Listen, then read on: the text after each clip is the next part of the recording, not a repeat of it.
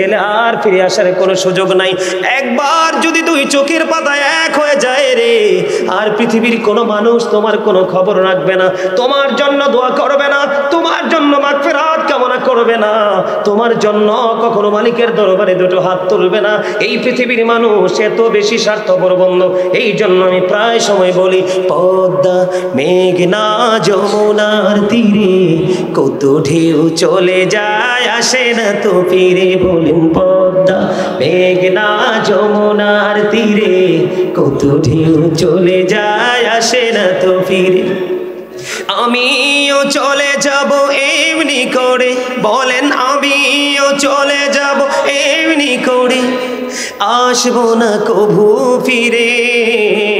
বলেন পদ্মা মেঘনা যমুনার তীরে কত ঢেউ চলে যায়, আসে না তো ফিরে।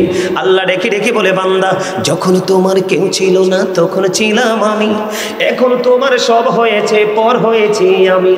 যখন তোমার কেউ রবে না রব শুধু আমি, আমার কাছে আসতে হবে মনে রেখো তুমি। তোরা চাসনি কিছু, তোরা চাসনি কিছু কারো কাছে খোদার মদদ ছাড়া, অন্যের উপর ভরসা ছেড়ে নিজের পায়ে দাঁড়া। ও চান্দিরা মধ্যম তলার মানুষ, অন্যের উপর ভর করা ছেড়ে দাও, নিজের উপর নিজের পায়ে নিজে দাঁড়িয়ে ভর করে দাঁড়াতে শেখো। কারণ তুমি চলে যাওয়ার পরে কেউ নাই এই পৃথিবীতে রে। এখন বন্ধু, আপন স্বজনের জন্য খাওয়ানো যায় না, আপন স্বজনের জন্য দোয়া করানো যায় না। কিছু মৌলবী বের হয়েছে বেদাত ফতোয়া দেয়। আপনি মনে রাখবেন, আপনার ছেলেকে যদি নাও পারে আপনার নাতিকে খাওয়ানো থেকে কবর থেকে দূরে সরাই দিবে তারা। আছে না নাই? আল্লাহর হাবিব বন্ধু একবার স্পষ্ট করে বলছি, একবার ইনশিওর করে বলছি, কাউকে মিন করে নয়। এটা হলো ইসলামের একটা বড় অবক্ষয়। আমার নবী বলেছেন আল্লাহর কাছে সবচেয়ে প্রিয় হলো দুইটা কাজ। একটা হলো মুসলমানকে দেখা মাত্রই তুমি সালাম দিয়ে দিবা, পরিচিত হোক বা অপরিচিত হোক। আর দ্বিতীয়ত হলো রে, মানুষকে পেট ভরিয়ে তুমি খাইয়ে দাও। এটা হলো আমার আল্লাহর কাছে বেশি পছন্দের। জোরে জোরে বলুন না সুবহানাল্লাহ। আমি ওই জায়গায়, তওবার জায়গায় আমি আসবো, আপনাদেরকে নিয়ে আবার আসবো। আমি ছোট্ট করে একটা এক্সাম্পল দেই বন্ধু। যেহেতু আমি আজকে বন্ধু ফিউচার, প্রেজেন্ট অ্যান্ড ফিউচার, বর্তমান এবং ভবিষ্যৎ নিয়ে আলোচনা করছি, আপনারা একটুখানি খেয়াল করেন আমার দিকে। ছোট্ট দুইটা হাদিস বলবো বন্ধু। আল্লাহর হাবিব সরকারে মদিনা, ওনার কাছে একদিন এক মেহমান আসলো রাসূলের কাছে। আসার পরে আমার নবী ডাক দিয়ে বললেন, আজকে এই মেহমানের দায়িত্বটা কে নেবে? একজন আনসারী সাহাবী দাঁড়িয়ে গেলেন, ইয়া রাসূলুল্লাহ, ইয়া হাবিবাল্লাহ, নবী গো, ও প্রাণের নবী, এই মেহমানের দায়িত্বটা আমাকে দিয়ে দেন। আমি সাদরে গ্রহণ করে নিলাম। আল্লাহর হাবিব সরকারে মদিনা তিনি কি করলেন, ওই আনসারী সাহাবীকে দায়িত্বটা দিয়ে দিলেন। আনসারী সাহাবী আল্লাহর প্রিয় হাবিব, রহমতের ভান্ডার, নবী উম্মতের কান্ডার, ওই নবীজির কাছ থেকে মেহমান চেয়ে নিলেন। নেওয়ার পরে বাড়িতে চলে গেলেন, গিয়ে বললেন, বিবি, বিবি গো, আজকে বাসায় কোনো খাবার আসেনি? কয় আছে গো স্বামী, আমাদের বাচ্চাটার খাবার। কার খাবার? খেয়াল করবেন গভীর মন দিয়ে বন্ধু, আমাদের বাচ্চাটার খাবার আছে। বিবিকে বললেন ওই আনসারী সাহাবী, বিবি বাচ্চাটাকে তুমি ঘুম পাড়াই দাও।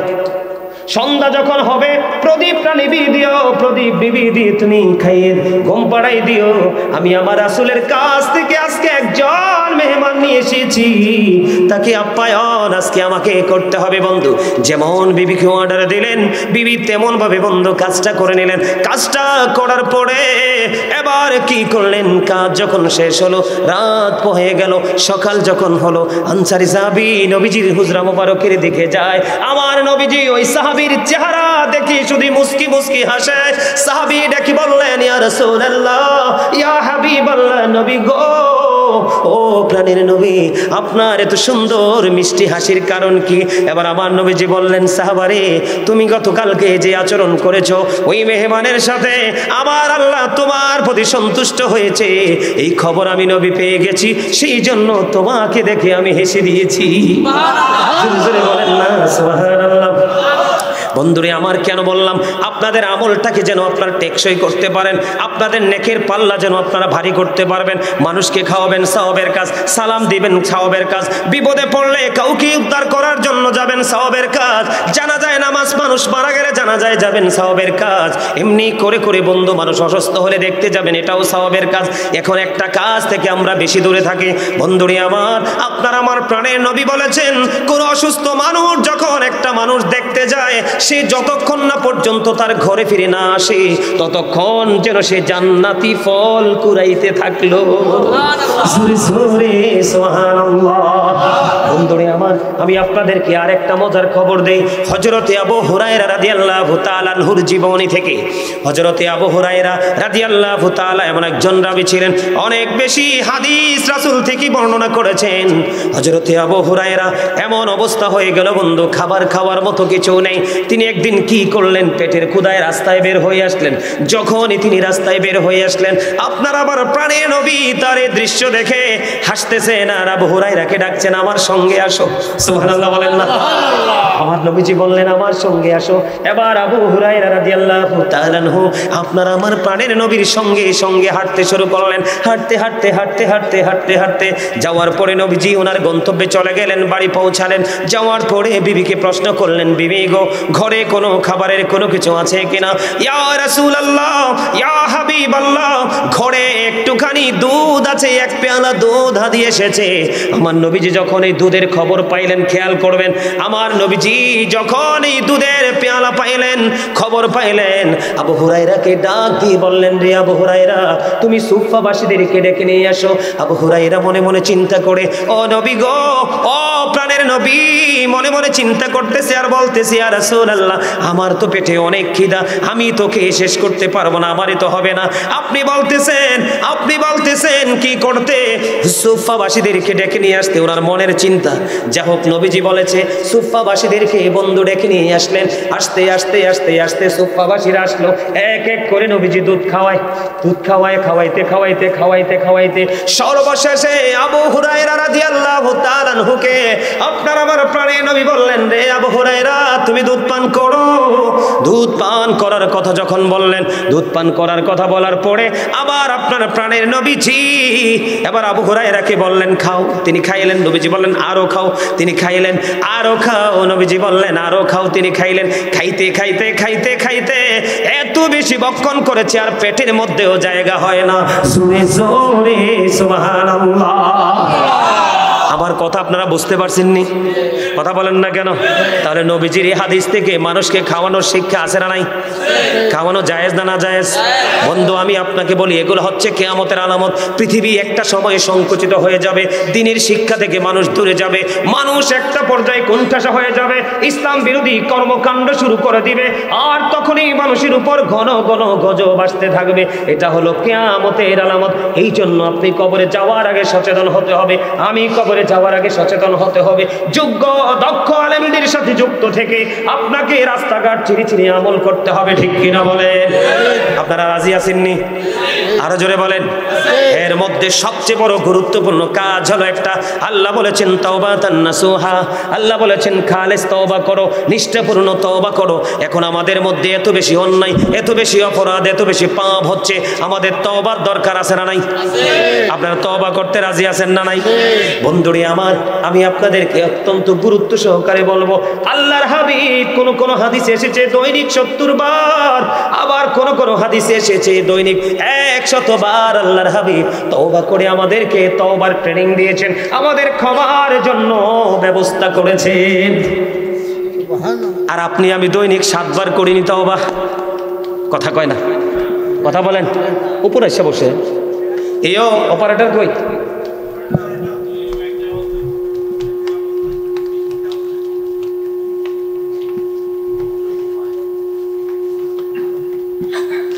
কথা বলেন। আপনি আমি দৈনিক 7 বার করিনি। আমার কথা কয় না? আপনারা কি রাত কি বেশি হয়ে গেছে? আমি উঠছি মাত্র 1 ঘন্টা হয়েছে, মাত্র 1 ঘন্টা। অনেক ওয়াজ বাকি রয়েছে আমার। তোমারই তো খুঁজতেছি আমি মনে মনে, আমি কই লোকটা কই। মাশাআল্লাহ, ও গেছিল আমার দাওয়াত দেওয়ার জন্য। আলহামদুলিল্লাহ বলেন। আরো জোরে আলহামদুলিল্লাহ। আর একটা মহাব্বতে জোর তো আসে না। কো খাবারে লবণ না দিলে খাইতে পারবেন? কেন? মজা হবে না? এই তো চমৎকার। খাবারে লবণ না দিলে যেমনি খাবার মজা হয় না, ঠিক তেমনি ভাবে কলিজায় প্রেম না থাকলে আমলও মজা লাগে না। বুঝে নিতে হবে আপনি আমল করার আগে আমলটা কতটা মজার সেটা আগে জানতে হবে, আর জানতে হলে দরকার ওই আমলের প্রতি আপনার প্রেম। আজকের এই মাহফিলটা কতটা যে গুরুত্বপূর্ণ একটা মজলিস, কত বড় গুরুত্বপূর্ণ একটা জলসা, আমরা যদি সেটা জানতে পারতাম তাহলে আমাদের মধ্যে আজকে লটারির মাধ্যমে আগে বসার প্রতিযোগিতা চলতো। কথা বলেন, কিছু বলবেন?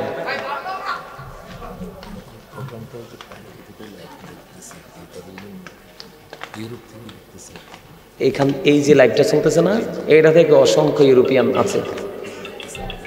ঠিক আছে, আলহামদুলিল্লাহ আলহামদুলিল্লাহ আলহামদুলিল্লাহ বলেন আলহামদুলিল্লাহ। একটা কথা কই, আদারওয়াইজ নিয়েন না, বুঝছেন? এই যে এতক্ষণ যে মাইকটা একটা ডাক দিল দেখছেন, হ্যাঁ, এই সাউন্ডটা আপনার আমার কাছে একটু বিরক্তিকর না? কিন্তু আমি বলার পরে এই ছেলেটা এটাকে কন্ট্রোলিংয়ে আনার জন্য সে আসছে, তার আগে কিন্তু আসে নাই। খেয়াল করছেন আপনারা? আমি আপনাদেরকে এক্সাম্পল দিচ্ছি, একদম প্র্যাকটিক্যাল, যেটা আপনাদের চোখের সামনে। এই কারণে এক্সাম্পলটা দিচ্ছি, ঠিক এই জায়গাটাতে বিবেকটা যেমন কাজ করেনি, একটু স্লো কাজ করেছে। কথা বুঝেন আবার? এই জায়গাটাতে বিবেকটা একটু স্লো কাজ করেছে। ঠিক তেমনি ভাবে প্রতিনিয়ত সকাল থেকে বিকেল পর্যন্ত বর্তমান প্রেক্ষাপটে বাংলাদেশের যুবক যুবতী, মধ্যবয়স এবং বৃদ্ধরা মোটামুটি একটু টেকসই আছে, কারণ গরিব মুরব্বী মানুষের অন্তর এখনো খুঁজলে পাওয়া যায় আল্লাহ রাসূলের প্রেম ভালোবাসায় ভরা। আর বর্তমান প্রজন্মের ম্যাক্সিমাম যুবক যুবতীর অন্তর হিংসা, নোংরামি আর আত্মগরিমায় ভরা। কথা বলেন না কেন? ভুল বলছি? বিবেক হলো আল্লাহর দেওয়া একটা নূর। বিবেক নামক নূর আল্লাহ রাব্বুল আলামিন যাকে দিয়েছে, সেই নূরের ছোঁয়ায় তার সমাজ থেকে, তার ফ্যামিলি থেকে, তার দেশ থেকে সে অন্ধকার নামক অভিশপ্ত জিনিসকে চিরতরে সে বিদায় দিতে পেরেছে। যার বিবেক নাই তার কাছে কিছুই আছে? কথা বলেন আছে?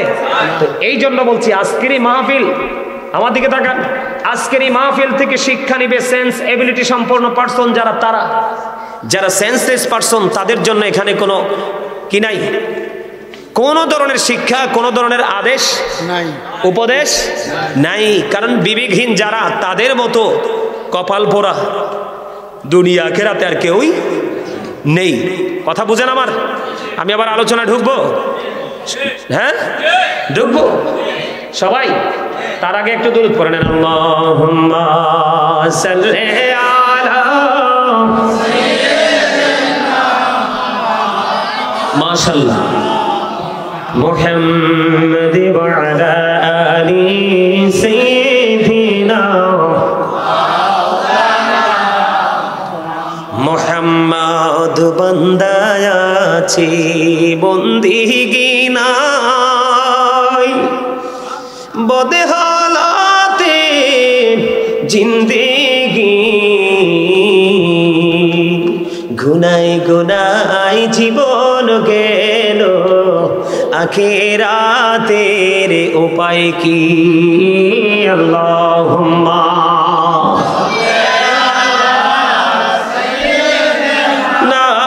মাওলানা মুহাম্মদ ওয়া আলা আলি সাইয়্যিদিনা মাওলানা মুহাম্মদ। কাফনের কাপড় পরতে হবে, পরনের কাপড় থাকবে না। ধনী বলো গরিব বলো, আজরাইল কাউকে ছাড়বে না। আল্লাহুম্মা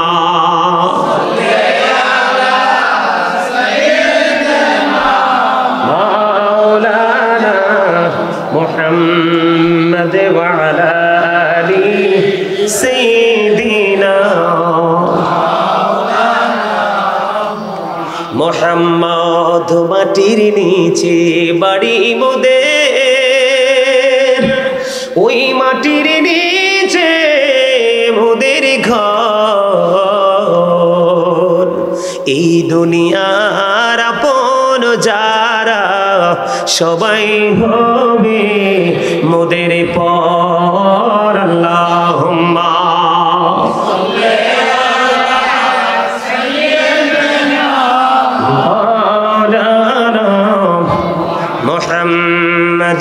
وعلى آله مولانا محمد ডাইনি মাটি বামে মাটি মাটি হবে বিছানা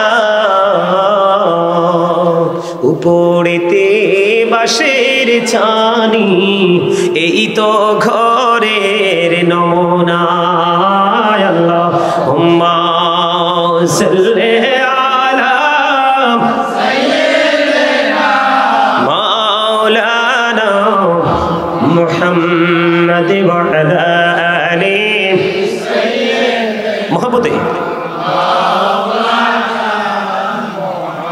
ও মরণ যেদিন হবে তোমার কেউ হবে না সাথী আধার ঘরে থাকতে হবে কেউ দিবে না বাতি আল্লাহুম্মা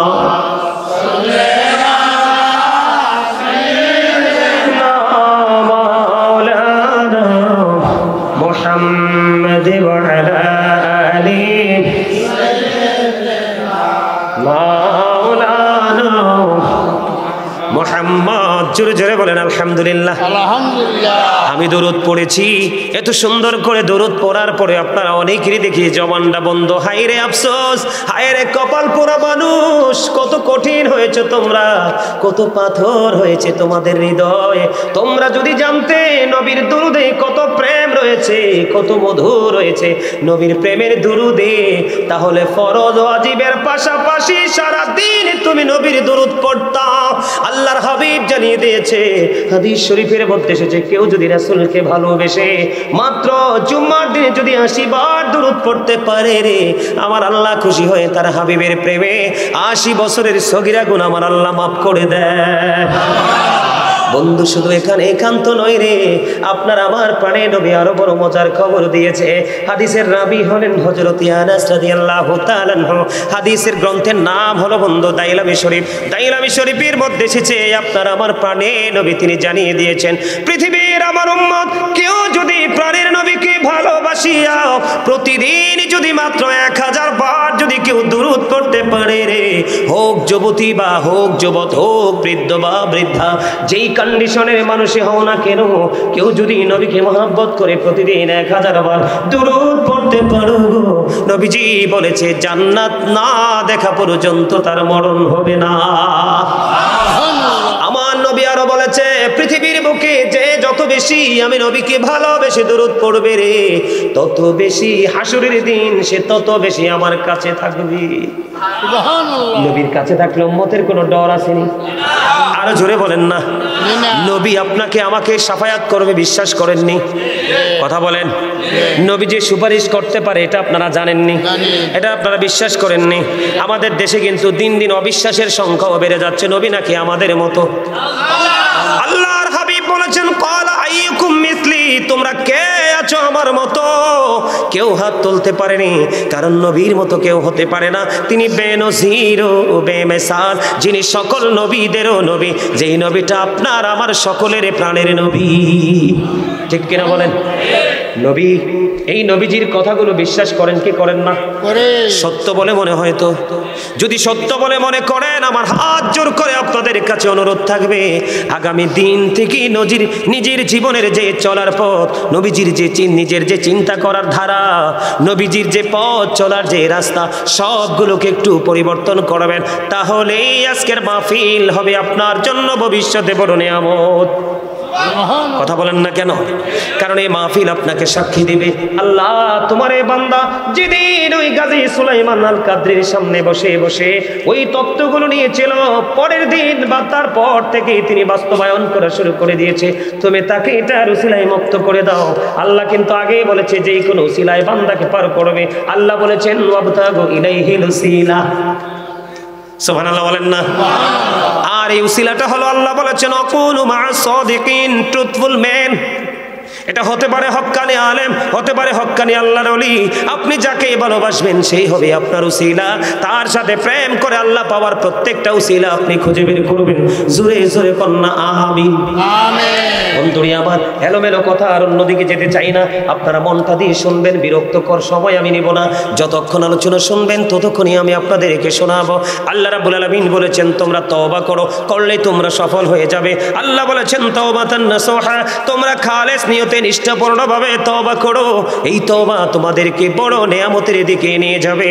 বন্ধু, এতটাই নেয়ামতের দিকে নিয়ে যাবে, আমি আজকে আপনাদেরকে বলি আল্লাহি ওয়াল্লাহি ওয়াল্লাহি, আল্লাহর কসম করে বলছি, আজকের জান্নাতের বাগানকে সাক্ষী করে হাদিস শরীফটা আমি বন্ধু একাধিকবার আজকেও দেখে এসেছি বন্ধু, মাগরিবের পরে দেখেছি।